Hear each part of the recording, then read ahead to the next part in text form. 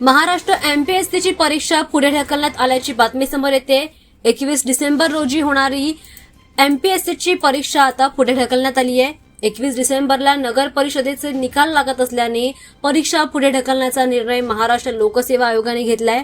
महाराष्ट्र लोकसेवा आयोगामार्फत महाराष्ट्र गट ब सेवा संयुक्त परीक्षा आता 4 जानेवारीला होणार आहे।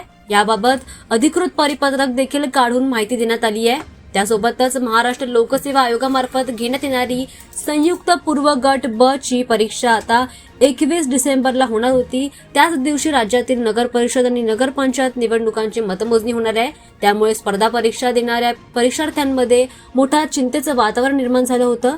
मात्र आयोगाकडून परीक्षा पुढे ढकलण्याचा निर्णय घेण्यात आल्याची बातमी समोर येते।